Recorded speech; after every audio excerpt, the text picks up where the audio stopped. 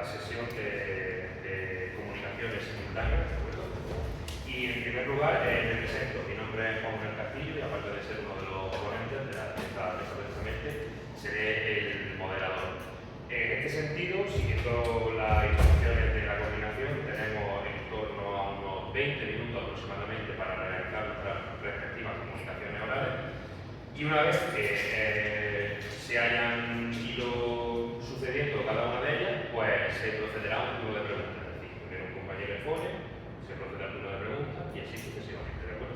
Creo que se hace mucho más fluido y así aprovechamos la presencia del ponente en cuestión encima de la mesa. Bien, en primer lugar, tengo el gusto de presentar a Antonio Santos González, natural de Castellejo, nacido en 1958, cuya formación universitaria es ingeniero, actualmente jubilado, e investigador histórico de la Guerra de España, 1936-1939. Informa y orienta a familias de combatientes de toda España que estuvieron en la provincia de Jaén, con diversos artículos publicados sobre el tema. Entre otros, es coautor del libro Memoria e Historia de la 24 Brigada Mixta del Ejército Popular de la República, publicado por el Instituto de Estudios Jienenses en el año 2020. Bien, muchísimas gracias. No sé si se oye. Sí. Muchísimas gracias por la presentación. Muchísimas gracias por estar aquí a todos los presentes y de nuevo dar gracias al comité científico.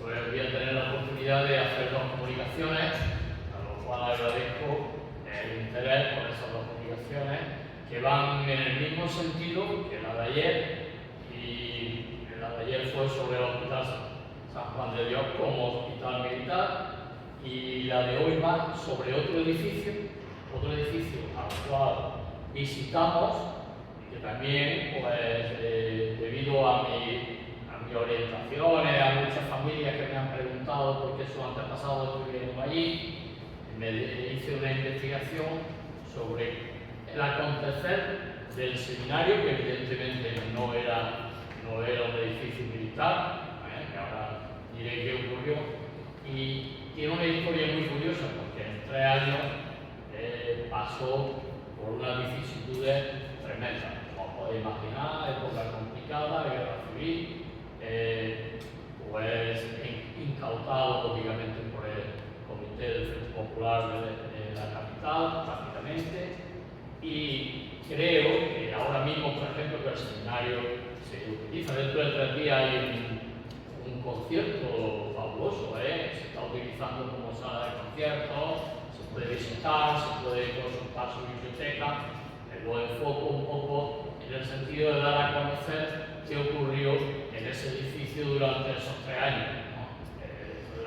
Las curiosidades de las cosas que ocurrieron ahí, aparte de, lógicamente, la degradación y un poco la destrucción que se hizo de él, por las lógicas circunstancias tan trágicas que ocurrieron.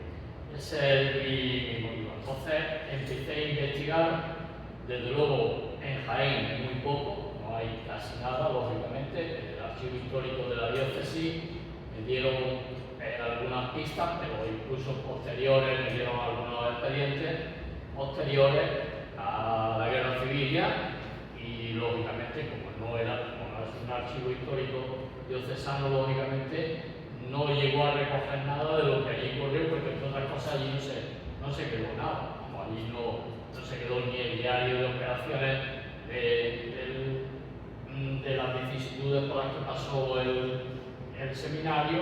Entonces me he tenido que ir a archivos militares, como el Centro Documental de la Memoria Histórica de Salamanca, donde ahí sí he encontrado documentación sobre el tema, y también al archivo del Togado Militar número 2 de Sevilla, donde también en los expedientes militares de las personas que pasaron por allí, de los oficiales y suboficiales que pasaron por allí, sí que se va recogiendo un poco lo que aconteció allí en ese edificio que fue el cuartel. Entonces paso a... Vamos a ver si... Bueno, el seminario diocesano presentaría un aspecto similar a este en el año 36. Esto sería una foto antigua, como veis ahí, tomada desde arriba, de lo que es ahora mismo el barrio que hay, el Tomillo, que se llama. Y como veis, lo que había era una carretera, además la dirección era carretera de Jabalduro, una carretera que nos, a lo mejor aquí hay gente de Jaén, perdón, gente que no es de Jaén, pues bueno, lo situamos, está a la salida hacia el sur, hacia Valdepeña, lo que se llama carretera. Ahora mismo es una calle, evidentemente, está al lado de la famosa rotonda de la Palmera, y este sería el aspecto, como veis, tiene un amplio patio, eso fue lo que indujo lógicamente a utilizar este edificio como cuartel inmediatamente. Ahora hablaré un poco de lo que es el edificio, de forma breve, pero este sería el aspecto que presentaba el seminario sobre esa fecha. Quizá incluso sea un poco anterior la foto y que he encontrado en este momento. Un poco de historia para poner en contexto. El seminario diocesano de Jaén se proyectó en 1903, el edificio, bajo el obispo fue don Vitoriano Visasola Menéndez, quien inició la construcción de él. Se acabó en 1899, ya había un proyecto, pero impulsado por el arquitecto diocesano Agustino Flores Llama. El seminario es el seminario de San Eufrasio, como sabéis, pues la diócesis de Jaén está dedicada, está dedicada a San Eufrasio. En 1903 se encarga la dirección de ambos seminarios, el de Baeza y el incipiente de Jaén. Ya sabéis que esto chocó un poco, había un seminario en Baeza, que era más antiguo incluso que el de Jaén. Ahí hubo una cierta rivalidad, pero en 1903 se encarga la dirección a la Hermandad de Sacerdotes Operarios Diocesanos. Es decir, es quien llevaría el seminario como institución y la que se encargaría de la formación de los futuros sacerdotes. Ellos lo regirán hasta la Guerra Civil, hasta el inicio de la Guerra Civil. Por lo tanto, en el primer tercio del siglo XX, para el Centro Jerárquico de Formación Sacerdotal, y esto se interrumpe durante la Guerra Civil, lógicamente. En la Guerra Civil, el 36-39, que es de lo que voy a hablar, es incautado y usado como cuartel, como almacén y como cárcel. O sea, en 3 años ocurrió todo eso ahí. En la posguerra, después de, lógicamente, reclamarlo de nuevo a la diócesis, pues hay un expediente que es el que consta en el archivo histórico diocesano. Hay un expediente de cómo se tiene, cuáles fueron los destrozos que hubo allí, cuáles fueron los desperfectos y cómo después de la guerra se hace de nuevo un expediente de reestructuración y de ampliación del seminario. Hasta más o menos actualmente como queda, que sería así. Esto es una vista mucho más actual de cómo queda. Como veis, esos amplios patios que tiene, esa forma que tiene el edificio, que es un edificio que mezcla 3 tendencias, bizantino, gótico y renacentista, a modo de los modelos, si os recordará el Escorial, si había visto, es decir, está hecho buscando el modelo del monasterio del Escorial, en una fachada equilibrada, ventana apuntada, arco gótico, arco de medio punto, la capilla mayor en planta tiene forma de cruz latina en la nave central, renacentista, y una fachada herreriana con frontón triangular. Y lo que sí tiene el seminario es una biblioteca excelente, que ahora veremos qué ocurrió con ella, que ya existía en la Guerra Civil y que nace con la inauguración del edificio en 1905. Aunque ya veremos ahora qué pasa y con los documentos que yo he descubierto en Salamanca. ¿Qué pasa con esa biblioteca? Curiosamente, actualmente la biblioteca, yo no la he visitado, pero sí que me ha hablado los archiveros de ahí de una gran cantidad de volúmenes, decenas de miles de volúmenes. Se conserva ahí, es muy interesante, se puede consultar, tiene un horario de visita, pidiendo cita previa, y me dicen que hay unos volúmenes bastante interesantes del siglo anterior. Inicio de la Guerra Civil, 19 de julio,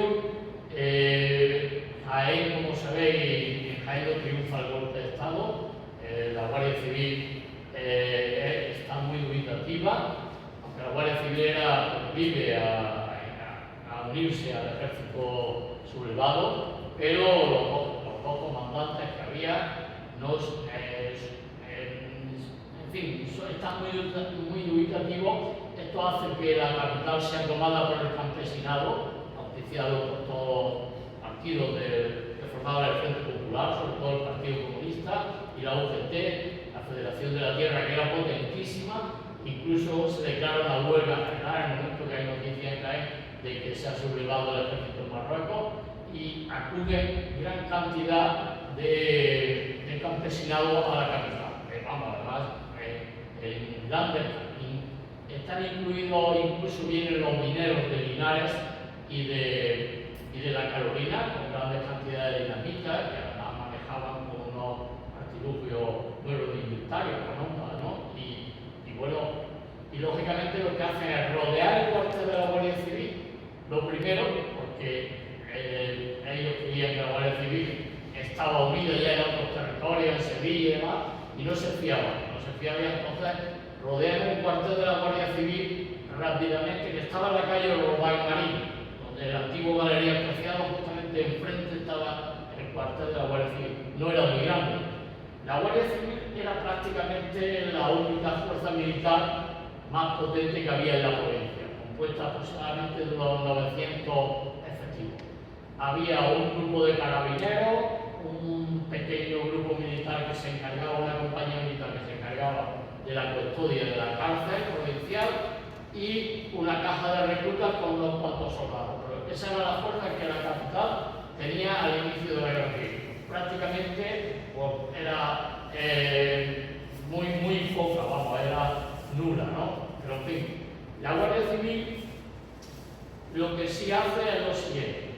Dado que no triunfa el golpe, el gobernador civil de Jaén es el primero que manda un telegrama de los primeros a Madrid diciendo que Jaén sin novedad, aquí no el golpe no triunfa, por lo tanto todo el mundo sigue leal a la República, incluida la Guardia Civil, aunque dentro de la Guardia Civil ya había elementos que desde luego no estaban de acuerdo con ser leales. De hecho, ahí luego ocurriría pues que la Guardia Civil, lógicamente, mediante una argucia, engañando a las autoridades civiles, logran irse de Jaén y refugiarse en el santuario de la Virgen de la Cabeza, que todos sabemos los luctuosos acontecimientos que tuvieron allí. Por lo tanto, mete presión a la Guardia Civil. Los mineros rodean ese cuartel, era muy pequeño, y el comandante de la Guardia Civil, el gobernador civil, manda un telegrama a todos los pueblos diciendo que la Guardia Civil por favor se concentre, se venga inmediatamente a Jaén para evitar enfrentamientos con los comités locales del Frente Popular. Y por lo tanto llegan a Jaén 400 guardias civiles. Claro, 400 guardias civiles de toda la provincia no caben en el pequeño cuartel que había en Ronda y Marín. ¿Qué ocurre? El seminario, estamos a 18 de julio, está vacío. Los estudiantes no estaban ahí, allí no había nadie. Entonces, lo primero que hacen es la Guardia Civil procedente de todos los pueblos, alrededor de unos 400 guardias civiles, se alojan y sus familias en el seminario. La primera, por decirlo así, la primera utilidad que se le da al seminario. Nada más que empezar. Esto ya es el 19 o 20 de julio. Pero a partir de principios de agosto, la Guardia Civil, como he dicho, empieza a irse a Alcalá Real y, mediante una argucia, como digo, parten del tren, la familia y la mayoría de guardias civiles de la capital parten hacia lugar nuevo que se llama, al lado del Cerro del Cabezo, y se alojan allí. Entonces dejan libre el seminario. Al dejar libre el seminario, el Comité del Frente Popular, que está formando las milicias para ir a luchar a Córdoba, lo toma, lo incauta y lo toma, porque claro, tenía unas grandes instalaciones y lo que hacen es incautarlo y empezar allí a formar las primeras milicias. Allí se entrenan, allí establecen las cocinas y también se establece una cárcel, también al principio una cárcel que va a albergar a personas que eran proclives al golpe de Estado, que la famosa checa, allí se establece una de las checas de las que hubo aquí, ¿no? También, como sabéis, al principio se producen grandes detenciones, se utilizan distintas checas como pues, los bajos de la catedral, se utiliza el obispado, una de ellas es esta. También, es decir, al principio, incluidas ya las milicias, están allí. Aquí en esta foto, este comandante que veis ahí al principio con una bandera, esta no es una foto de Jaén, porque este es el comandante Carlos Cuerda Gutiérrez, pero sí es un militar retirado de grandes, bueno, era un republicano, incluso había pertenecido a partidos políticos radicales, el partido de la RUS, y le coge aquí la guerra, estaba retirado por la ley de España, le coge aquí la guerra porque su mujer es de aquí. Entonces se reengancha y él es el que va a ser el encargado de formar la milicia y el primer comandante que va a mandar el cuartel como el seminario como cuartel de milicia. Allí va entrenando milicias que iban partiendo al frente de Córdoba. Desde aquí se iban a luchar al frente de Córdoba. Estoy hablando de los primeros meses de la guerra civil, de julio a agosto, ¿vale? Esta es una foto real de esa milicia en el camino la carretera Guadalajara. Buenísima foto, está publicada por ahí y como veis es la vestimenta típica de la primera milicia, incluso antes de que se formara el Ejército Popular de la República, que se formó en octubre del 36 aproximadamente, pero antes eran milicias impulsadas por sindicatos y partidos políticos. Como veis ahí, típico con los fusiles, típico ya que habían llegado algún armamento ruso a España, ya estaba por ahí por octubre, los famosos Mosin, Nagant, son característicos, se ven por el machete, son muy típicos porque ese machete que es una especie de lanza que llevaba, es muy típico de este armamento. Como veis, mira, alguien captó esa foto, estás en una marcha, en una instrucción, posando por ahí de estas fuerzas que estaban alojadas en el seminario. Fijaros lo curioso, ya formado el Ejército Popular, aquello se convierte ya cuando se han constituido la brigada mixta, ya se ha organizado un poco el Ejército Popular de la República, ya no eran milicias, sino que ya se establecen los mandos, se establece una serie de cuerpos de ejército, divisiones. Pues el seminario era un lugar de avituallamiento, y es donde se tenían todo lo que era la intendencia dedicada a esta brigada, ¿no? Pues ante la llamada de las tropas que se estaban formando aquí para que vayan a la defensa en Madrid, pues fijaros que ante la ausencia de equipamiento, de armamento, los propios republicanos, con este documento que encontré ahí, hacen un asalto, destrozan las puertas, se llevan material porque no tenían suficiente equipamiento y tenían que partir a finales de enero a Madrid porque la batalla del Jarama era inminente, ¿no? Y un comisario de una brigada mixta, pues una noche va, destroza las puertas, claro, lógicamente luego son denunciados por la propia República, que bueno, ¿cómo había entrado allí y había llevado esto sin ni siquiera contar con las autoridades? Había un comisario político que lógicamente era el que distribuía todo el avituallamiento, las armas y toda la intendencia. Pues bueno, era lógicamente ante la ausencia de equipamiento, la primera brigada que parten hacia el frente del Jarama, en teoría, estaba sobre el papel, tenía 3.000 hombres, pero solamente sobre el papel. Realmente los batallones no llegaban ni a 600 hombres, iban muy mal equipados. Fijaros, este documento muy interesante, me resultó muy curioso porque lo encontré en un juicio contra el comisario, un juicio de la República, del Tribunal Permanente de la República, contra ese comisario por haberse llevado. Pero fijaros, al llegar allí al seminario, fijaros, este documento también es muy interesante, porque, como he dicho, la biblioteca del seminario era de un valor incalculable.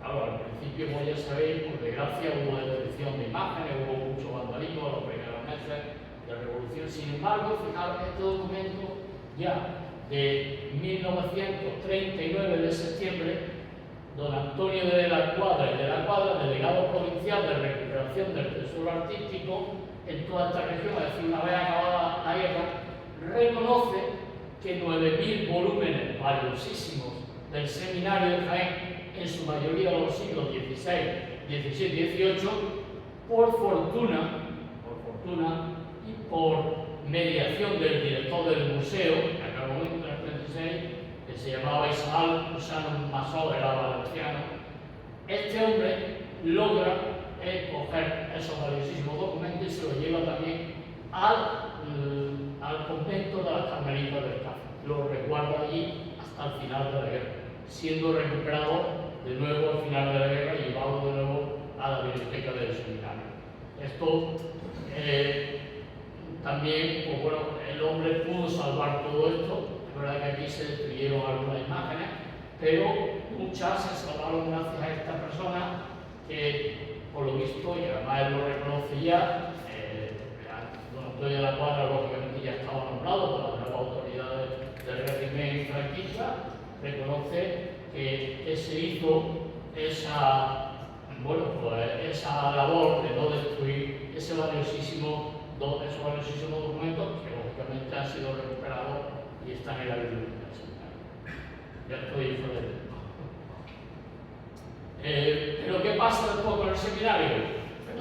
Pues que hasta septiembre del 37 no es reconocido como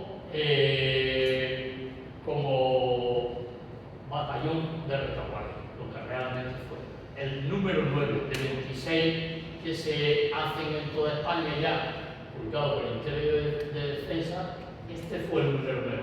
Además del batallón de retaguardia, oficialmente también allí se sigue con la instrucción de recluta, porque ya la República, lógicamente, los voluntarios se le acabaron un poco y empezó a reclutar de reemplazos. Este documento lo encontré también en Salamanca, como veis lleva los sellos del batallón de retaguardia y del centro de instrucción, reclutamiento e instrucción militar, batallón de retaguardia número 9 en Jaén, cuartel del seminario, calle carretera Jabacú, número 67. Es muy interesante y es una plantilla del personal que había ahí. 878 personas constituían, entre oficiales, mando y tropas, estaban alojados en el cuartel del seminario. 878. Con la firma de los dos jefes, otra interesante plantilla donde estaban situados cada uno, donde estaban las personas, porque bueno, este batallón hacía de policía, hacía funciones auxiliares, etc. Curiosamente, el día 1 de abril de 1937, aunque este batallón se constituyó después, pero ya era cuartel de milicia, no fue bombardeado. Es decir, lo evitaron los... Voy terminando. Lógicamente, el 28 de marzo del 39, el cuartel del seminario es tomado por una centuria de falanges sin ningún tiro. El propio capitán, uno de los capitanes que veis, pertenecía a la quinta columna, se había pasado al régimen franquista, aunque él estaba allí, y lógicamente organiza una centuria de la falange y en el cuartel no hay un solo tiro. Es decir, él hace la guardia, la pone de tal forma que, sabiendo que ya era inminente la caída de Jaén, pues el mismo día 28 es tomado el cuartel del seminario por las tropas franquistas. Es decir, ha pasado por todas esas fases. Y de nuevo, lo primero que hacen allí es albergar a los prisioneros, es decir, a los prisioneros republicanos. ¿De acuerdo? Esta foto también es de Queipo de Llano, cuando ya terminó la guerra, en la escalera de la Plaza San Francisco, lo que era Correo, la foto real, y donde ya aparecen las nuevas autoridades. Está estaba en la plaza de la Diputación, justamente enfrente, había un edificio de correo que tenía una escalinata. Esta foto está hecha ya, es histórica. Como veis ahí, este documento que encontré también, el seminario llega a tener ahora, con el ejército vencedor, hasta 8.000 prisioneros. Hasta 8.000, imaginaros la capacidad, cómo estarían allí. Hasta 8.000 prisioneros. ¿Hasta cuándo? Hasta que empiezan a distribuirlos por los campos de concentración y por las cárceles. ¿A qué campo de concentración? A Higuera de Calatrava. Higuera de Calatrava, que en realidad campo de concentración era el propio pueblo. No era un campo de concentración, no pensemos en un campo de concentración al uso, sino que el propio pueblo que había sido abandonado el 1 de enero del 37 ante el avance de las tropas sublevadas, ahí se quedó al frente durante toda la guerra, pues la gente se había ido, ¿no? Entonces el pueblo estaba vacío. En marzo del 38 avanzaron un poco más las tropas sublevadas y tomaron Higuera de Calatrava, donde empiezan a desalojar el seminario. Allí 8.000 prisioneros, evidentemente, que no tenían capacidad para eso, y empiezan a traerlo a Higuera de Calatrava. Pero además, Higuera de Calatrava se llena y rápidamente tienen que abrir otro campo de concentración que es Santiago de Calatrava, que está justamente al lado. Fueron los dos campos de concentración de la provincia de Jaén, de los cuales no hay casi documentación, casi cero, por desgracia. Y ya está, muchísimas gracias porque ya estoy fuera de tiempo. Muchas gracias.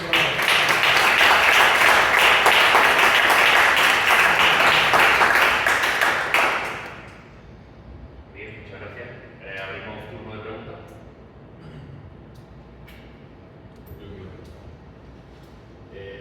Buenos días. Muy interesante, muy interesante. Gracias. Claro, yo me he criado y he vivido toda mi vida en San Felipe. Por lo tanto, el edificio lo conozco a la perfección. He jugado al fútbol allí de chiquitillo y demás. Y lo que sí quiero intervenir es para el final. Higuera de Calatrava. Mi bisabuelo era el alcalde de Higuera de Calatrava en ese año. Curioso. Es que ya que lo ha mencionado, le quiero decir que aquí en el Archivo Histórico Provincial están todos los expedientes de penales digitalizados. Eso es, bueno, yo encontré ahí a mi bisabuelo. Usted menciona el episodio del campo de concentración de por qué se fueron, fue por la noche, porque ahora hago partícipe, la noche del 30 de diciembre salieron de Higuera porque asesinaron vilmente al señorito, al terrateniente de Higuera, lo sacaron a caballo arrastrando por el pueblo y demás, y luego a los pocos días entraron a sangre y fuego en Higuera. Mi bisabuelo tuvo que huir unos días previos, vino aquí a Jaén, se refugió en la Merced, en casa de un chache, que se llamaba antiguamente, y luego fue delatado y no sabemos nada más. Pues víctima de la delación política. En este sentido, Higuera de Calatrava se convierte en un campo de concentración, obviamente, y simplemente quería decir que era, bueno, en honor a la memoria de mi bisabuelo, era él el alcalde de ese pueblo, al que tristemente le perdimos la pista, no sabemos dónde está, pero fue detenido y delatado y quedó alcalde socialista. Y Higuera de Calatrava fue uno de los pueblos armados donde entraron, como usted bien ha dicho, fue la puerta del frente. Jaén nunca se toma, esto hay que decirlo también. Jaén cae, o sea, se rinde, como se rinde Madrid, Jaén nunca se toma.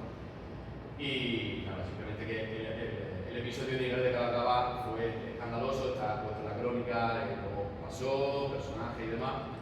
Y nada, simplemente hacer partícipe que era mi abuelo Antonio Franco, ponente, el alcalde de Higuera de Calatrava. Sí, bueno, decirte que cuando he dicho que no hay documentación me refiero a un listado de prisioneros de Higuera de Calatrava. Es verdad que en el Archivo Histórico Provincial están todas las tareas de responsabilidades políticas y ahí se puede encontrar mucha historia de Higuera de Calatrava. Bueno, es curioso, me encanta conocerlo. Estuve hace poco en Higuera de Calatrava con una de las familias que su padre estaba en el seminario, fue de los que cogieron prisioneros y se lo llevaron a Higuera de Calatrava, y estuve visitando el cortijo de... Cortijo, ¿no? Sí, ahí lo sacaron. Evidentemente ya nos contaron que el propio pueblo simplemente tenía una alarmada alrededor, en fin, que fue... Y efectivamente, mayoría de los prisioneros del seminario fueron apagados. Sobre todo la tropa, los oficiales y los suboficiales estuvieron en la cárcel de Santa Úrsula, un convento que hay muy cerca de aquí. Los oficiales y los suboficiales quedaban o en la cárcel provincial, pero la tropa, todo allí. Rápidamente le hicieron una clasificación que consistía en decir si era afecto, desafecto o indiferente, y los mandaban a cada uno de sus sitios si no tenían ningún delito de sangre, si no había ninguna denuncia contra ellos. Es decir, los soldados normales, incluso los de reemplazo, que habían estado en la guerra porque simplemente le habían tocado, no que eran voluntarios, sino simplemente reclutados, como ya digo, la República al principio fueron voluntarios, pero a partir de octubre del 36 ya no tenían voluntarios. Es decir, reclutaron a los dos bandos, obviamente, tanto los nacionales como los republicanos. No tenían que ir, ya era por reemplazo, aquí llamando, habéis oído siempre lo de la quinta del chupe, ¿no? La quinta del saco y la quinta del chupe. Ya al final de la guerra, ante la ausencia, pues se llevaron a chavales de 17, 18 años y también a reservistas que eran ya hasta veteranos de la guerra de África, ¿no? Que ya, obviamente, no pegaban un tiro, porque luego ya de vuelta esto ya a la guerra, como se sabía, estaba perdida de decirlo. Pero Jaén efectivamente no cae hasta el 10. Y es el propio teniente coronel Carlos Cuerda Gutiérrez quien es el jefe absoluto y el que entrega Jaén. El que por la emisora de Radio Jaén el día 29 de marzo de 1939 rinde la capital. Lógicamente Carlos Cuerda es juzgado lógicamente. Quería hacer una aportación más. Habla del seminario, pero hay muchos edificios que fueron tomados, y el más emblemático, que tiene mucha historia que contar, es el Museo Provincial de Jaén. Hasta el año 64 estuvo el batallón ciclista ahí y dejó el museo sin reja y sin nada. Esto pasó como cuando los franceses se fueron del castillo, que antes de irse se bombardearon el castillo, ¿no? Entonces, hasta el año que luego se hizo cargo Berger en restaurando todo y en hacer la aportación. La aportación que iba a hacer referente a la guerra, los últimos días de los republicanos, cuando ya se iban tomando esas nacionales, las fuerzas nacionales, los republicanos hicieron eso, lo que tú has contado, cogían un cura, cogían al cacique del pueblo y le pegaban y lo pateaban, lo mataban, lo que fuera. Pero es que los nacionales no vinieron repartiendo tampicas de la Virgen de la Cabeza, ¿no? Los nacionales lo primero que mandó, por si alguno no ha estudiado mucho la historia, lo primero que mandaban eran los árabes que se trajo Franco para que saquearan los pueblos, violaran a las mujeres y robaran todo lo que era. O sea, Franco, la primera fuerza de choque era de Marruecos, que luego la dejó en Melilla y en Ceuta y le llamaban la Bijada, que vestían con un casco rojo y con una fusta para pegarle a la gente. Eso es lo que pasó. Sí, bueno, yo he hablado con Predología, vamos, primero he cogido el seminario, es verdad que hubo más, el casino de los artesanos también era el Estado Mayor de la milicia. Santa Úrsula era la comandancia militar, es decir, hubo bastante más. El museo también, como dice, aunque digo porque tenía 800, lo he cogido el seminario porque tenía 800 soldados, quizás fuera donde más fuerza había. Y por supuesto, meternos en lo que fue esa época, al principio, los 3 primeros meses fueron, pues lógicamente ya veis, la Guardia Civil desapareció de todo. Entonces, ocurrieron cosas en los pueblos, lógicamente.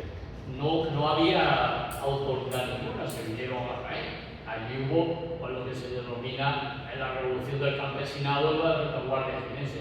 Y lógicamente he dicho que a los fascistas llegaron 8.000 prisioneros albergados en los primeros días en el seminario.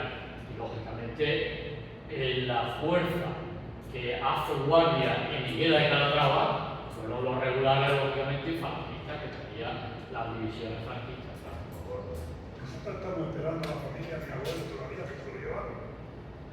Se lo llevaron los nacionales. Todavía estamos esperando. Mi pregunta en relación a la archivos militares, porque yo esto no es un archivo militar general de internet, pero por otros temas que no tienen que ver con mucho más anteriores. Pero yo tengo que sacar el centro de fortuna, porque mi familia era de todos los colegios cuando lo cargamos de desaparecido, ¿no? Como tanto en el ámbito republicano. Y quería saber si en estos archivos, aparte de mencionar a los grandes cargos y altos cargos y decir cuántos médicos había, cuántos militares había, hay un listado de toda la gente raza que participa. No sé si el concepto es pero bueno, uno se da la la tropa, vamos. si hay un listado de toda la gente, tanto de mando como otro, porque como han unificado todo en torno allá a Salamanca y demás, pero sé que también quedan otros archivos como el de Ávila, que también queda algo y tal, y quería saber, bueno, pues si hay listados que se mencionen y se dé identidad a toda la gente que murió, un bando y de otro, que era raza, no era una oficial ni una parte. Gracias. Pues es complicado los archivos, por desgracia, por de 80 y tantos años, es complicado en verdad. El de Ávila, el de Ávila es el que contiene toda la parte militar, en teoría, del ejército republicano. En teoría. Pero luego está clasificado por cuerpos de ejército, divisiones, brigadas y algunos batallones de voluntarios. Pero luego llegas allí y mucha información no está. Sí hay listado de lo que tú dices, pero depende mucho de qué tipo de la brigada que me está hablando. Torreón Jimeno fue el cuartel de la primera milicia, allí se formó el batallón de Urs, uniendo fíjate cómo se llamaba, pues, al principio, y también en la casa esta que hay al lado de la Casa de la Cultura fue requisada y aquello fue el cuartel también de milicia, la Casa de los Balcones, ¿no? Es muy amplia, pues aquello fue el cuartel de milicia también. Y dependiendo de la unidad, si tienes idea de dónde estaba encuadrado, encontrarás más o menos. Y luego está Salamanca. Salamanca es civil, el centro documental de la memoria histórica. También hay muchas cosas, pero decirte que actualmente tienen digitalizado después de 80 años, no por culpa de ellos, porque no hay personal, porque no se ha dedicado tiempo a esto, pues tienen digitalizado hasta la G, alfabéticamente, es decir, que están viendo todo lo que hay ahí, extrayendo una ficha de cada una de las personas de las que hay alguna referencia, pero aquello requiere, yo la vez, de las 3 o 4 veces he estado ahí, mínimo irse 3 días y con una idea muy clara de a dónde voy a buscar, y algunas veces te viene una sensación un poco frustrante, pero esto sí que hay de algunos batallones listados y del 5º regimiento hasta fichas con fotos. Los que pertenecieron la primera milicia que pertenecieron al 5º regimiento hasta fichas con fotos, sí. Y de otros pues simplemente, claro, pero lo que pasa es una tarea ardua, pero sí hay de todo, no solamente de los oficiales. Los oficiales, la verdad, que sobre todo está en Segovia, sus expedientes están diferenciados, y luego también hay un archivo militar muy interesante, para decirlo así, por de tropa, que es Guadalajara. Guadalajara tiene de tropa, y de lo que no fuera de oficiales o oficiales, tiene más que en todo.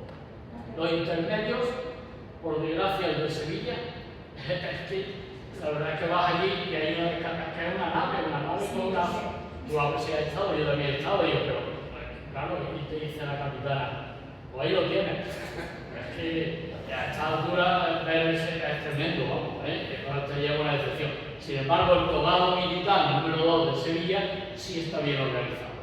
El togado militar, pero allí, y este tiene que, por nombres también puede averiguar alguna cosilla. De Torreón Jimeno hay muchísimo. Pues yo he investigado mucho sobre un batallón de Torreón Jimeno, el batallón este que te estoy contando, además de Torreón Jimeno, la milicia, allí se apuntó mucha gente voluntaria. Lo primero, muchísimas felicidades por su intervención ayer y por el hoy.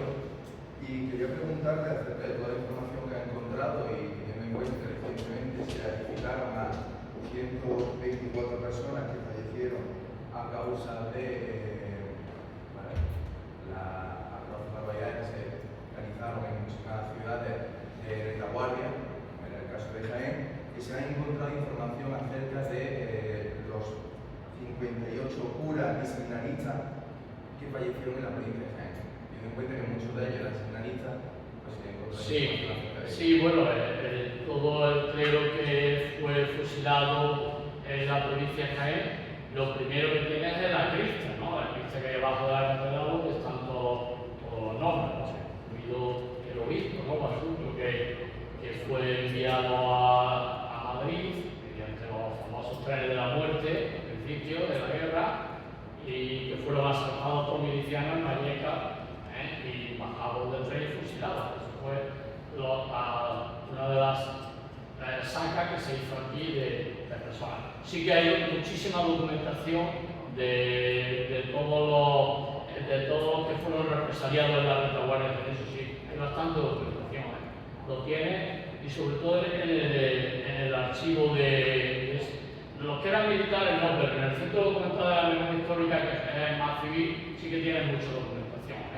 Y desgraciadamente también desapareció un archivo, el de la Falange, no se ha encontrado, en que este sí que tenía una información importante. Entonces te la encuentras muchos retales, pero incluso tiene bibliografía. Mira, para estas personas que tú te refieres, hay un libro que está descatalogado, pero que lo puedes encontrar aquí mismo en el Instituto de Estudios Geneses, que es un libro de Francisco Cobos, un profesor de la Universidad de Granada, la represión tanto en la retaguardia jienense como la que se hizo después en la Guerra Civil.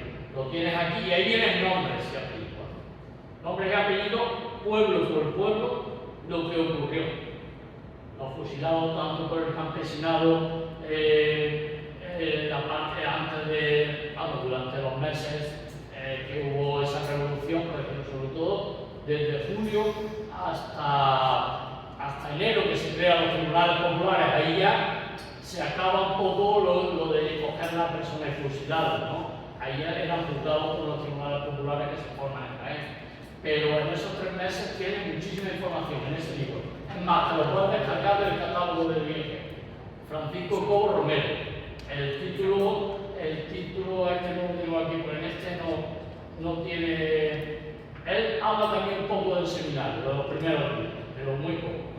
Francisco Cobo Romero, tú lo buscas en el Instituto de Estudios Geneses, represión, la retaguardia, represión del campesinado y franquista en la provincia de Jaén.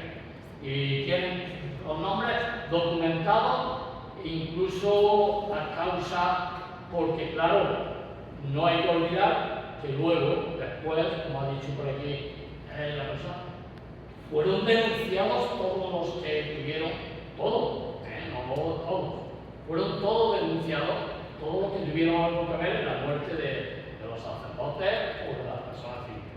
Es más, hay otro documento que es interesante, que describe todos los nombres de todos los represaliados en esa época, que es la causa general. Se abrió una causa general. Esa causa general incluso esa está digitalizada en el Archivo Nacional Histórico y te la puedes descargar.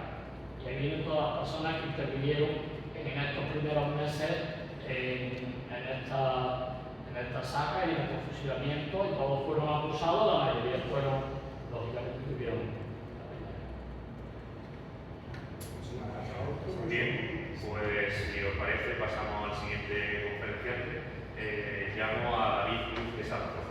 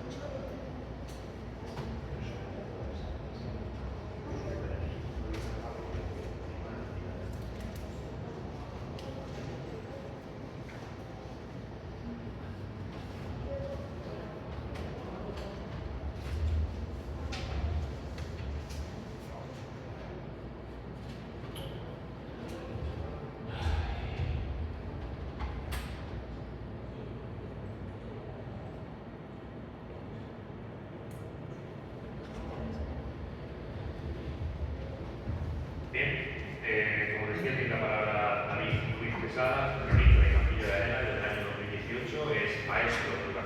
repite actualmente el CEI, el maestro Carlos Soler, donde ejerce como maestro y además ejerce un cargo de dirección. Tiene la palabra. Bueno, buenas tardes ya y gracias por esta oportunidad que nos brinda para poner un poco Campilla de Arena y su batalla en contexto y poder explicarla esta canción. Antes de adentrarnos en lo que es la batalla de Campilla de Arena, sí me gustaría situar un poco Campilla de Arena. Campilla de Arena es un pequeño pueblo que se encuentra en la comarca de Sierra Mágina y que lógicamente siempre desde tiempos ancestrales ha sido una perfecta comunicación entre las vías que une Jaén. Efectivamente, Campillo de Arena tenemos una buena época, que es esta época árabe, y que he querido traerlo de aquí porque inclusivamente tenemos unos resquicios, una buena laguna de Castilla de Arena, que es escenario donde se va a desarrollar gran parte de esta batalla de Castilla de Arena, que ocurre el 28 de julio de 1820. Entonces es muy importante este escenario, está en el día de recuperación, en el día de puesta en valor, pero he visto importante poder. Bueno, pues vamos a empezar un poco a hablar de este trienio liberal que hoy nos ocupa aquí, que va desde el año 1820 hasta el año 1823, y vamos a hablar de qué es lo que ya sabemos prácticamente la historia, vamos a ir adelantando un poco esta historia. Fernando VII pues, necesita instaurar ese absolutismo que existe. Por un lado, otro personaje de gran importancia, tenemos a su homólogo Luis XVIII, que lo encontramos en Francia. En Francia ya está instaurado los Borbones y por lo tanto, lógicamente, una vez que Francia está tranquila, pues necesita apoyar a su primo, a Fernando VII, para instaurar el absolutismo también. En nuestro de ellos tenemos un personaje bastante emblemático, que es el encargado de reclutar esas tropas, esos 100.000 hijos de San Luis, y traerlos hacia España, dejarlo entrar por el Vidasoa y últimamente abrirse toda España y convertir España en un Vidasoa. Bueno, vamos a centrar un poco en lo que sería la batalla de Campilla de Arena en el año 1800. Tenemos varios personajes importantes. Un personaje muy importante en este caso es Francisco López de Esteros, un general que accede al ejército en 1788 y que en 1809 le encarga que reorganice todos los soldados tras la batalla de Espinosa de los Monteros y que controle en todo momento lo que sería la frontera.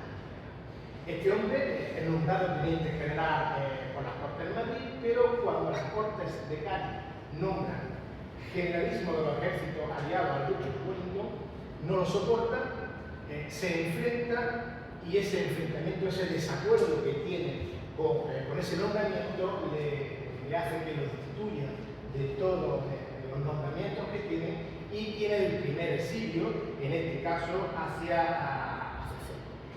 posteriormente es nombrado cuando retorna Fernando VII, es nombrado ministro de la guerra y pronto desconfía el rey Borbón, desconfía de él y una vez más vuelve a tratarlo y esta vez vuelve a desterrarlo a Madrid. Bueno, pues cuando Riego en la cabeza de San Juan en 1820 hace ese levantamiento, pues ofrece al rey y dice: aquí me tiene, yo soy capaz de aplastar a Riego. Lógicamente el rey no lo cree, no le hace caso y eso le hace un poco que vaya entero, se enfada un poco y se vaya directamente a lo que son las tropas liberales. Toma parte ya de lo que sería el liberalismo, de lo que sería la lucha por la constitución. Una de las primeras cosas que le hacen o que le ponen a Ballesteros cuando ya es liberal, pues lo primero es ir a Madrid, tomar Madrid y hacer que el rey tome juramento de la Constitución, en esa frase ya conocida que pronunció en esa toma, que marchemos todos juntos y yo el primero por la senda constitucional. Es una frase ya emblemática. Otro de los actores importantes, no podemos olvidar, es un destacado militar y político francés. Comienza su carrera militar en 1889 y participó en muchísimas batallas, en campañas militares en Europa, lo que le hizo tener gran valor y lo que le hizo ser reconocido a nivel militar. Luis XVIII precisamente tiene muchas consideraciones y con 25.000 hombres le da el cargo de respetar el segundo cuerpo del ejército francés que va a liderar. Entre los muchos objetivos políticos que el autor pudo tener, hay uno que a mí me llama la atención porque se ve en todas las lecturas que se puede hacer sobre este periodo 1820-1823, es que su obsesión es perseguir continuamente a Beethoven. Es decir, tendrá sus problemas o sus metas políticas, pero una meta que yo digo casi a entenderla como personal era la derrota de Ballester, lo cual lo hace pasar desde Vidasoa hasta prácticamente Jaén, que es donde Ballester tiene su final menos esperado. Y por último, trae esos 100.000 hijos de San Luis en una batalla que vamos a ir profundizando. Aquí tenéis, de la Francia militar, un pequeño litografía de esta batalla. Podemos ver el castillo de Arenas arriba, muy emblemático, y tenemos aquí un molino que para los estudiosos de la época dicen que no debe estar. Es cierto que se hace posterior, que puede ser imaginable, pero también sabemos que uno de los lugares emblemáticos donde ocurre esa batalla de Castillo de Arenas es el molino de Velasco. Si eso está transcrito y escrito de esa forma, posiblemente pues, estos artistas que harían esta litografía, pues me imagino yo que pondrían ese tipo ese molino. Bueno, vamos a centrarnos un poco en los previos de la batalla de Castillo. ¿Qué pasa en los previos de la batalla de Castillo? Sabemos que desde que las tropas de los 100.000 hijos de San Luis entran por el Vidasoa, Ballester está allí y empieza a ir retrocediendo, a ir bajando hacia el sur. En ningún momento está reconocido que lleguen a batalla, una batalla real. Prácticamente va cediendo Ballesteros la plaza de una a otra, pasando por Zaragoza, Teruel, Alicante, Valencia. Y aquí vemos un poco esas tropas, cómo se reconstituyen, cómo se estructuran y cómo desde que entran por el Vidasoa, cómo se dirigen por la ¿vale? Y entonces llega un momento fundamental y clave, que es el 12 de julio, cuando Ballesteros llega a Lorca e intenta defenderla, hace por defenderla, pero realmente tiene que abandonarla porque las tropas de Monitor, las tropas de los 100.000 de San Luis, avanzan de forma rápida y no le dan tiempo. Prácticamente se supone una huida hacia adelante de los de Ballester. Bueno, pues en los previos de esta batalla, cuando llega este momento, es fundamental que ya estamos prácticamente en la entrada de Granada, hacer un consejo. Este consejo de guerra lo que trata es de poner sobre la mesa qué acciones o qué opciones, mejor dicho, tenemos para poder continuar con esta batalla.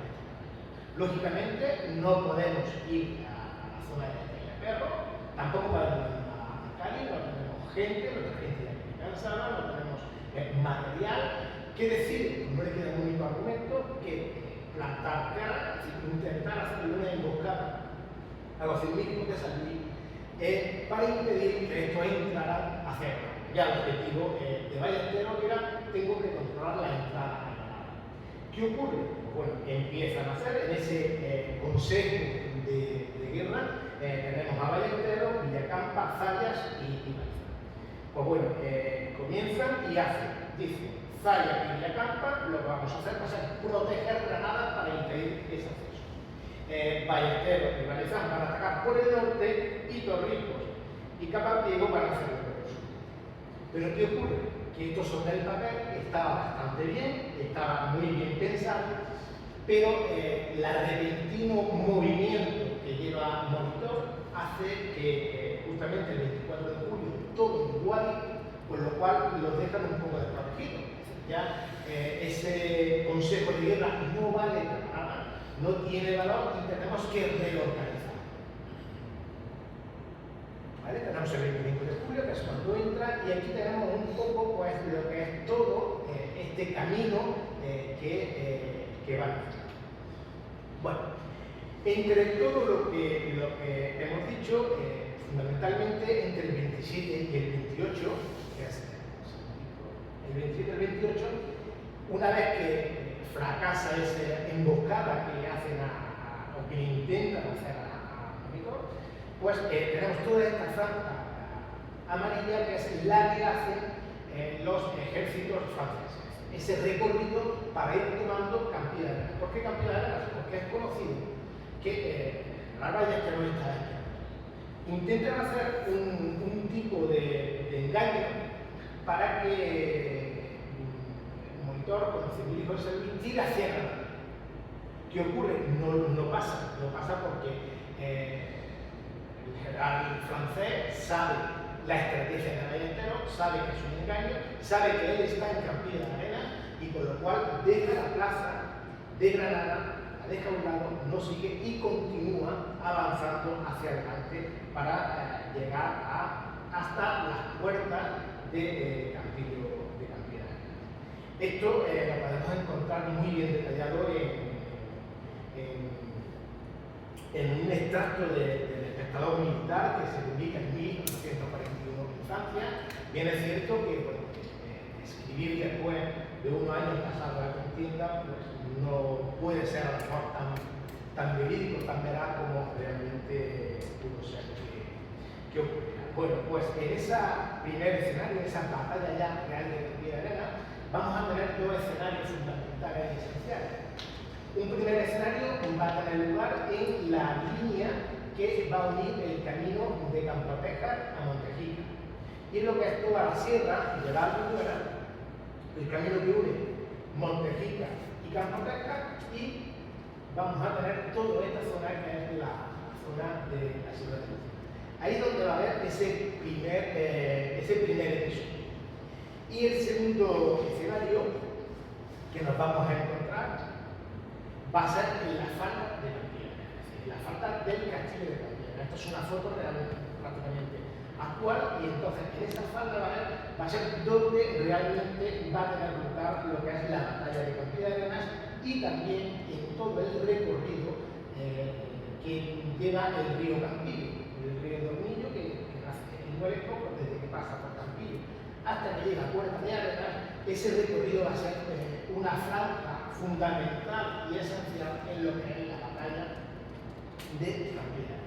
Bueno, aquí tenemos otra pequeña litografía de esa batalla. Volvemos a tener al castillo presidiendo la batalla y vamos a ver qué ocurre ya realmente en esta batalla. Sabemos que los constitucionales van con unos 12.000 hombres, más o menos, hombres pues ya que vienen cansados, de sectores de otros ejércitos que se van uniendo al de Ballesteros y hombres pues prácticamente muchos de ellos sin conocimientos militares ninguno. Y también tenemos lógicamente ese ejército francés que está compuesto por 7.000 hombres, pero sí es verdad que está apoyado, además de esas dos divisiones de infantería que componen esos 7.000 hombres, están apoyados tanto por la caballería como por la artillería. Entonces, los españoles sabemos que se colocan de forma escalonada en todo lo que es ese camino que hemos dicho anteriormente, en todo lo que sería la parte derecha, para hacer una resistencia. Tenemos uno aquí y la gran mayoría de españoles, la gran mayoría de las tropas ballesteros ya está en el castillo, pero sí quiere dejar aquí una fila, quiere dejar un escalón que permita defender Campillo con cierta solvencia. ¿Qué ocurre? Que en el momento en que esta Sierra de Lucena se conquista por los franceses, en el momento que Nuarejo no entra en batalla y abandona, en el momento que el puerto carretero está libre, el acceso a Campilla de Arena es mantenido. Simplemente tenemos que dejarnos caer y llegar a Campillo de Arena. Bueno, aquí tenemos un mapa de lo que sería esa Francia militar y prácticamente lo que es la zona de Campillo de Arena. Tenemos Campillo de Arena aquí, tenemos el castillo aquí arriba. Aquí tenemos un cortijo que fue de vital importancia porque el cortijo estaba en donde está, ya que era en ruina, y algunos más que hicieron después un poquitín más abajo. Es una gran llanura. Esa gran llanura es el primer avance de los franceses para intentar despedir, intentar echar del castillo o de las ruinas del castillo a y aquí tenemos, pues, vamos a ver que la primer encontronazo o la primera refriega militar que sufre o que se parece a lo que se llama la batalla de Campilla de Arena ocurre el 28 de julio, no en Campilla de Arena en sí, pero ocurre en el camino que une Montejica con Campilla. En ese camino, de forma accidental, las dos caballerías se encuentran, entran en una leve batalla, en una leve intervención, de tal forma que los de Ballesteros se ven obligados a retroceder, a abandonar y volver a Campillo, mientras que son protegidos pues, por la fisonomía de su propio ejército. Con lo cual, este primer enfrentamiento que tenemos aquí, esa primera batalla que tenemos aquí, es de forma muy esporádica, de forma accidental prácticamente y de poco valor documental. Posteriormente, hemos dicho que cuando llega la batalla y se adentran las fuerzas francesas en Campillo, ahí los de Ballesteros tienen dos opciones. Una primera opción, que es nos vamos por el castillo, allí nos refugiamos, y la segunda opción es nos vamos camino de la guía de todo el río Campillo hasta llegar a Puerto Rico. Eso ocurre así, es decir, la primera defensa que se hace de los de Ballesteros al civilismo de salir, la primera vez que intentan plantarle cara, es aquí, en este molino de Velasco que os comentaba anteriormente, o cortijo del la segunda vez que intenta retroceder otra vez porque los franceses siguen ganando posición. Pensemos que de qué estaba compuesto ya a esa altura el ejército de Ballesteros, retroceden y llegan prácticamente al cortijo de la Noguera. El cortijo de la Noguera está, para situarnos un poco, donde está la estación de servicio de frontera. Cuando vamos de Jaén a Granada, pasado los túneles de Santa Lucía, justamente donde está la estación de servicio y el bar de frontera, ahí estaría el cortijo de la Noguera. Si tenemos la suerte o el tiempo suficiente de mirar hacia el castillo, donde está el castillo, podremos ver la facilidad que tenían de controlar los de abajo, es decir, lo de los franceses, controlar qué estaba pasando en el castillo, pero al revés, también lo del castillo, controlar perfectamente qué es lo que estaba pasando en esa carretera que unía Jaén con Granada. Hemos dicho que en esa refriega, en ese primer avance que hay, intentan subir y en este cortijo, que es llamado cortijo del castillo, es donde se produce el primer asentamiento y la última gran batalla, o única batalla que tiene lugar en la localidad de Campilla de Arena, es el de los años de... ¿Por qué me centro mucho en el castillo? Y he puesto pues, esta fotografía cuanto menos llamativa.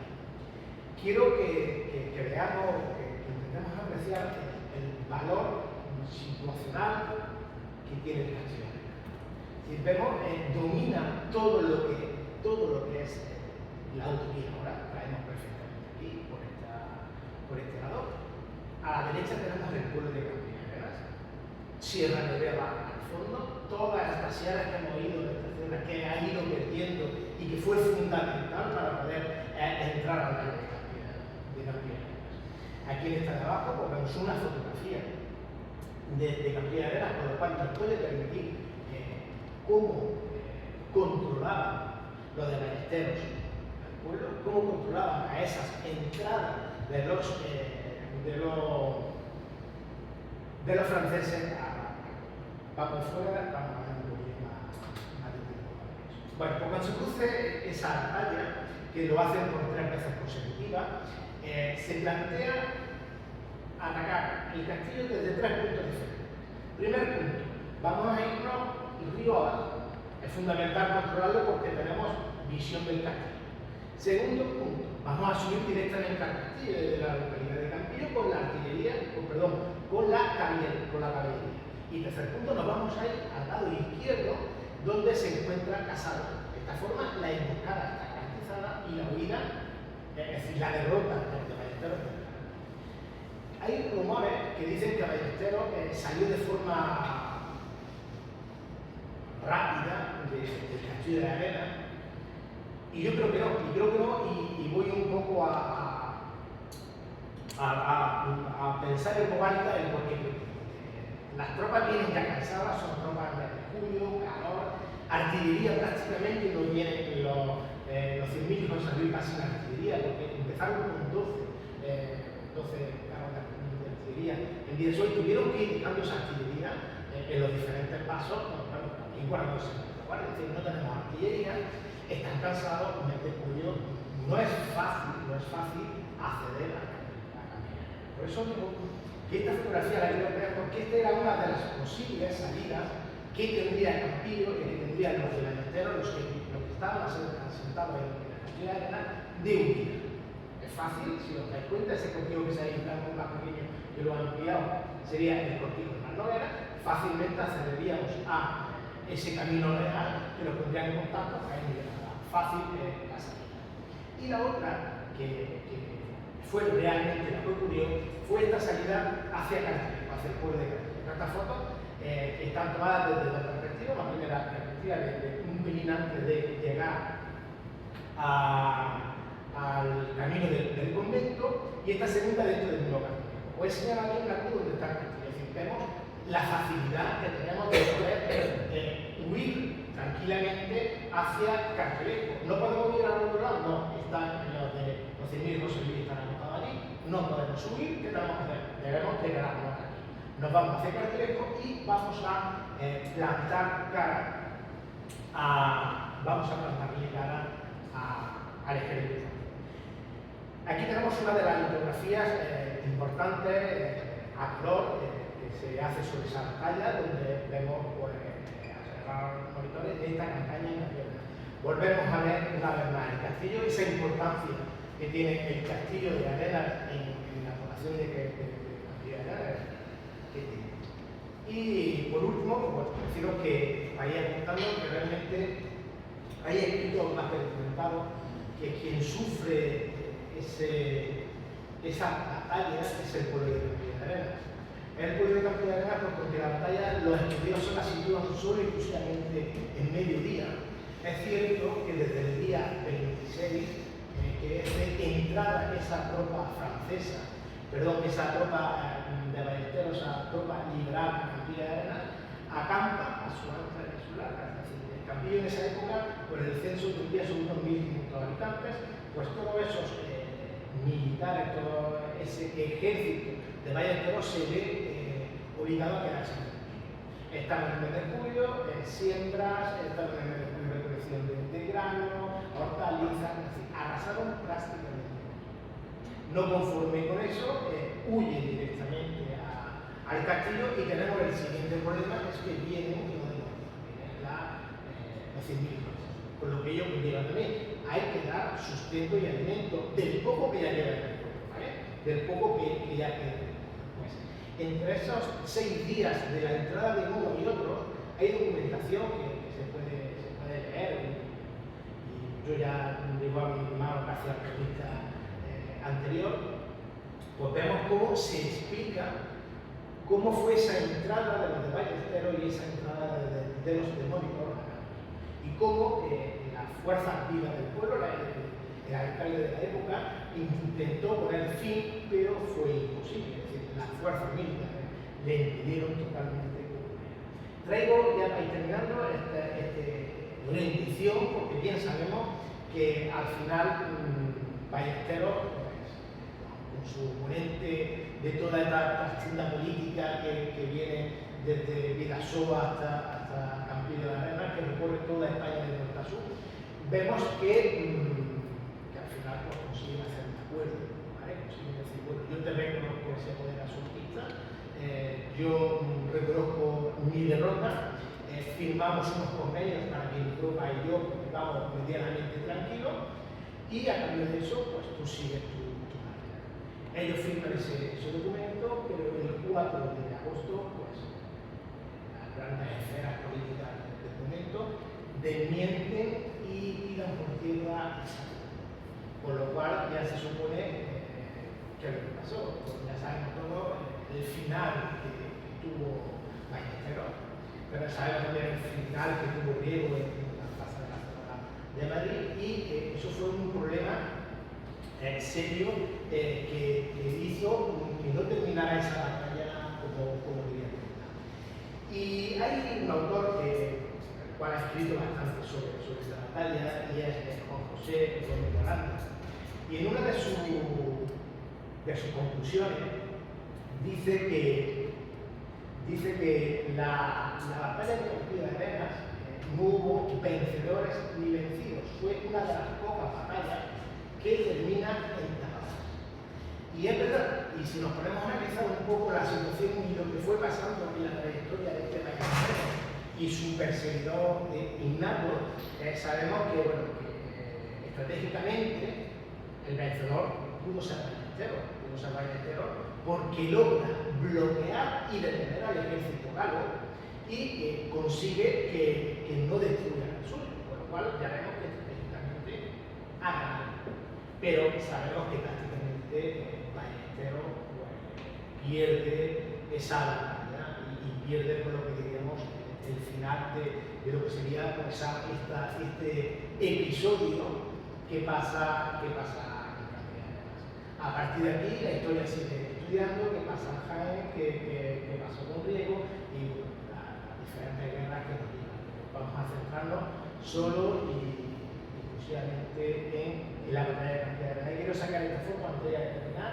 Es una foto de Gustavo Doré, es posterior del año 1862 y me ha resultado llamativa porque quiero que nos pongamos, o me gustaría que nos hiciéramos la idea de qué debería de ser ese paso de Portalarenas en esa época. Es decir, qué tipo de carretera escarpada, dos bandos militares peleando, luchando, no hay amplitud, porque hoy vamos a Campillo, pasamos por Portalarenas y nos puede resultar bueno, amplio, luminoso, pero esta foto que posiblemente este grabado que posiblemente haga realidad a lo que hubiera, es un paso por Portalarenas. No quiero pensar en las dificultades que tuvieron que tener un bando. Yo pido disculpas por lo que he pasado.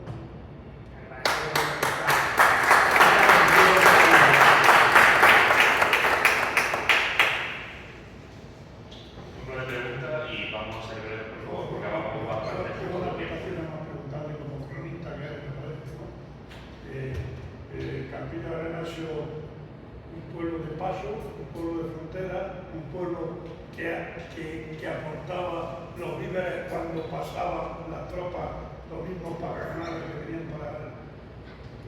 Y es un pueblo que es el que más torres vigías tiene de la provincia de Jaén, que no lo has dicho. Que no quedan ya, quedan pocas torres vigías. Sí, pero el que más tenía, el que más tenía, que si no recuerdo mal, creo que eran 4 o 5. Están documentadas. Sí, no, era el pueblo que mejor comunicado porque el Castilla y León perfectamente, la capita que voy a enseñar esa foto, que creo que las personas, simplemente yo invito a que por ahí un un día de Campillo, visitar el castillo en un atardecer tranquilo, sin prisa, y creo que escuchar los pájaros estar sentados en un gato muy relajante. Una curiosidad que te voy a decir, que yo he hecho. Desde la puerta de la catedral a la puerta del Hotel Frontera antiguo, había exactamente lo que es un maratón que yo lo. Pero el Frontera es de Campillo, el de Campillo, el del El de Campillo, el de dentro, el de Campillo, a donde empezaba el puerto carretero. No, yo no la veo. Muy breve. Desde la área de historia moderna de la Universidad de Jaén estamos llevando a cabo un proyecto que dura 2 años, se llama PROCACI. Campillo de Arenas forma parte de los municipios de estudio por las poblaciones que fue el origen de Campillo de Arenas junto con otros. Y hemos tenido estudios de sistemas fotográficos en 3D. Yo he estado en el castillo de Campillo de Arenas, hemos hecho fotografías en 3D con vuelos drone y demás. Y quería preguntar si, bueno, en la época que nosotros estudiamos, en la edad moderna, pero quería preguntar si se ha proyectado, se ha pensado musealizar de alguna manera o llevar a cabo acciones que musealicen esto, que no se quede solo en charlas divulgativas o en actividades para que no te conozco. ¿Pero te refieres al castillo o...? No, a este hecho. Bueno, este hecho, la verdad que hace 2023 tuvimos la suerte de celebrar los 200 años de esta batalla. Con gran acierto contamos y que posible antecedentes. Tenemos un alcalde que cree a pies juntillas en la cultura y en todo lo que es dar a conocer su pueblo a nivel cultural, y se empezó una primera edición piloto sobre la batalla de Campillo. Se hizo una representación un poco para poner en conocimiento a los ciudadanos del pueblo, sobre todo, también a los de fuera, pero a los del pueblo era curioso como una actuación que pasó hace 200 años, que el pueblo lo haya olvidado, que el pueblo no tenga memoria histórica y que no haya pasado esa información de generación en generación. Se hizo un poco celebrando ese 200 aniversario y ya vamos por la tercera edición.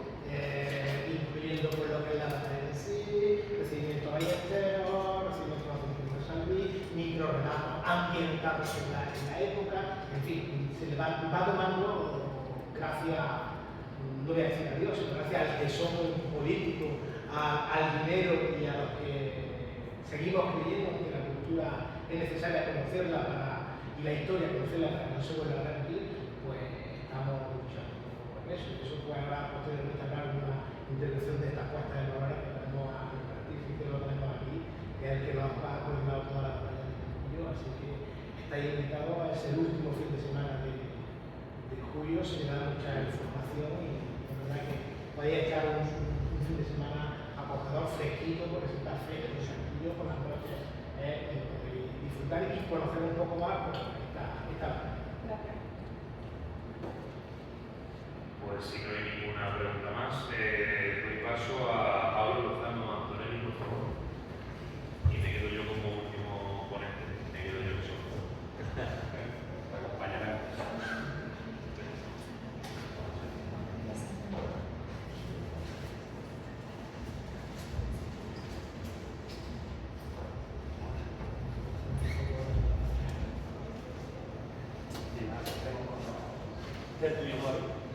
sí. Puedes sacarlo así,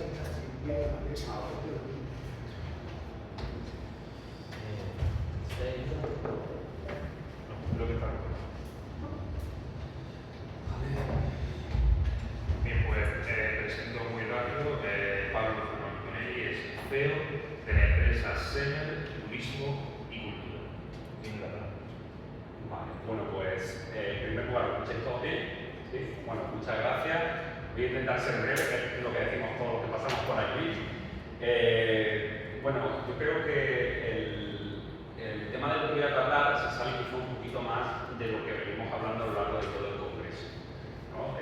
Yo no voy a hablar sobre ninguna batalla específicamente, no voy a hablar sobre ningún hecho histórico, sino que desde hace 15 años se podría decir que si estoy metido en la trinchera de absolutamente todas las batallas, tanto a nivel provincial como a nivel nacional como a nivel internacional. O sea, es un tema que me apasiona y participo muy directamente de todo esto. Y claro, hablamos de todas las batallas, hablamos de toda esta información que tenemos, y realmente mi planteamiento a la hora de plantear, de participar en el Congreso, cuando lo pidió en este caso Vicente, ¿no?, desde la UNED, era bueno, ¿y en qué situación se encuentran actualmente todos esos sitios y esos espacios de todas estas batallas de las que tanto nos enorgullecemos, de las que tanto hablamos, que tanto en muchos casos conoce la gente, pero ¿cómo está la situación de esas batallas? ¿Esos sitios se pueden visitar? ¿No se pueden visitar? ¿Hay información? ¿No hay información? Entonces, deciros que, bueno, esto lo voy a pasar muy rápido, decir que todo este turismo de batallas recibe una denominación, ¿no?, que se llama Dark Tourism, o sea, turismo oscuro, y que, bueno, que tiene una serie de características, que a la gente que le gusta esto, pues, o sea, visitar los campos de batalla, lugares como pueden ser campos de concentración, ¿no? Tiene como un tono muy oscuro este tipo de turismo, pero es algo que interesa mucho al público. O sea, es indudable que espacios como las playas de Normandía, como los campos de concentración que podemos encontrar en diferentes países, como absolutamente todo lo que tiene que ver con la guerra, atrae al público. La muerte es algo que el público quiere visitar y que quiere conocer. Entonces, no me voy a parar aquí, pero un poco los rasgos, ¿no?, de este tipo de turismo que se atrae, muy desarrollado en Europa, todo este tipo de turismo, en Estados Unidos, en otros países, o sea, es algo que se potencia muchísimo. Y lo que produce este tipo de turismo es sobre todo pues, una diversificación de la economía local, la generación de ingresos directos e indirectos, la creación de empleo, la inversión en infraestructura, la puesta en valor del patrimonio, atractivo para un turismo específico. O sea, son muchos los beneficios que se saben, porque este tipo de turismo se empieza a estudiar de una manera muy profunda, sobre todo a partir de los años 90. Ahí es cuando realmente se habla de este tipo de turismo. Y claro, viendo todas esas grandes experiencias, exitosas experiencias, cuando uno va a Waterloo, ¿no?, y visita el campo de batalla de Waterloo, cuando te vas y te pierdes en Francia por los diferentes campos de batalla de la Primera Guerra Mundial, de la Segunda, nos vamos y visitamos Alesia, ¿no? O sea, viendo todo eso, Brole, llegamos a la provincia de Jaén y la primera duda que se me venía a la cabeza era decidir qué es realmente una batalla. Porque claro, si vamos a hablar de batalla, cuando empiezas a coger textos, todos son batallas. Pero se habla, o sea, enseguida en cualquier crónica, cualquier texto, una batalla, o sea, una escaramuza, todo es una batalla. Y sí que hay que decir que cuando hablamos de batallas, lo que se entiende por batalla es una confrontación, concretamente un evento que tiene una importancia estratégica, que realmente hace que lo que ocurre en ese sitio y en ese lugar, esa confrontación tiene una relevancia importante para todo lo que va a ocurrir a continuación. O sea, en el hecho histórico que estamos viviendo. ¿Vale? Por lo tanto, todo no es una batalla. No sé si me estoy explicando bien, pero esto es importante definir. O sea, una escaramuza, un ataque a un castillo, todo eso no son batallas. Le podemos llamar batallas porque no hacemos un uso correcto de la palabra batalla, pero tendría otra denominación. Las batallas tienen un efecto inmediato en lo que va a ocurrir, a nivel social, a nivel político, a nivel nacional, internacional, y aquí en Jaén no sabemos, si me pongo a cuantificar batallas, cuántas habría. De hecho, vamos a decir que tenemos 3 buques insignia sobre la batalla de la provincia de Jaén. Todo el mundo lo tenemos claro aquí, ¿no? O sea, se habla continuamente de la batalla de la Écula, batalla de la Nava de Toros y batalla de Bahía. Estas serían las 3 grandes batallas que vende la provincia de Jaén y que se conocen en la provincia de Jaén. Pero, ¿son ustedes capaces de decirme más batallas de aquí de la provincia de Jaén? Yo pregunto. ¿Qué otras batallas hay en la provincia de Jaén? Venimos a hablar de la batalla de Campillarena, que creo que entra perfectamente dentro de esa denominación de lo que es realmente una batalla. Pero yo me pongo a mirar un poco y a lo largo de los años y encuentro, por ejemplo, se ha hablado aquí en el Congreso de la Batalla de Hornos, hay una gran batalla desconocida que es la batalla de Ubalat, ¿vale? que debería de estudiarse y trabajarse más, la batalla de Campillarena, la batalla de Jola, que corresponde en este caso también al trienio liberal, pero que es el fin ya de Diego y de ese trienio liberal, la batalla de Orisia, que a la mayoría de la gente ni os sonará, la batalla de la Serna, que es lo que se conoce ahora también como la batalla de Sabiote, y la batalla de Oberá. Esto es una pequeña lista, podríamos ampliarlo, y muchas cosas que se llaman batallas que yo elimino directamente de este cómputo. Pero hay una gran cantidad de ellas. Cuando decimos que llevo mucho tiempo con el tema de las batallas, es una realidad. La situación de los campos de batalla actualmente a nivel nacional, desde mi punto de vista, es desastrosa.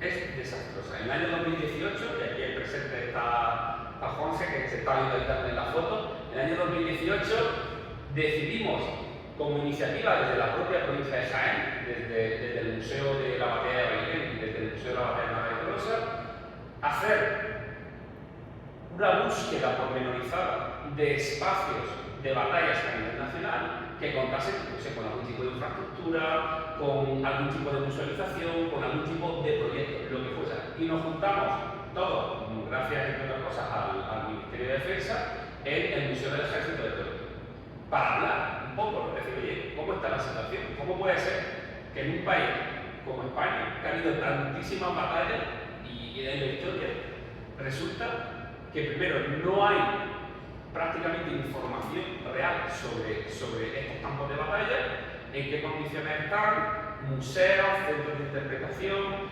colecciones privadas y que además no hay ningún tipo de coordinación, ni hay absolutamente nada, sino que lo que vimos y lo que nos encontramos realmente es un panorama bastante desalentado, por lo menos la sensación que yo tuve. O sea, el tema de la batalla en España es un tema olvidado. Está totalmente olvidado, en gran parte. Y, concretamente, nosotros que tenemos que iniciamos esta iniciativa.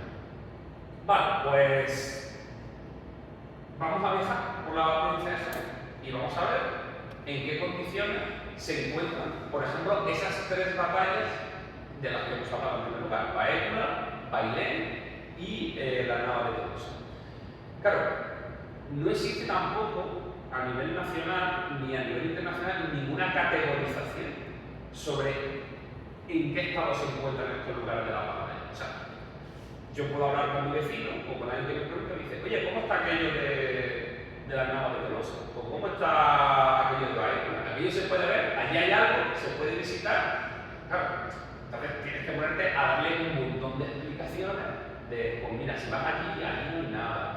No vas a saber llegar, te vas a perder, no hay infraestructura. Entonces yo lo que sí que he planteado, que no creo que haya sido el primero, pero sí que he hecho como una especie de categorización de en qué estado se encuentra cada una de estas batallas, ¿no? Para que a la hora de hablar con otras personas que estén interesadas en estos hechos históricos y que quieran visitar esos espacios, sepan qué es lo que te vas a encontrar y qué es lo que no te vas a encontrar. Y la categorización la hice básicamente en tres niveles. ¿Vale?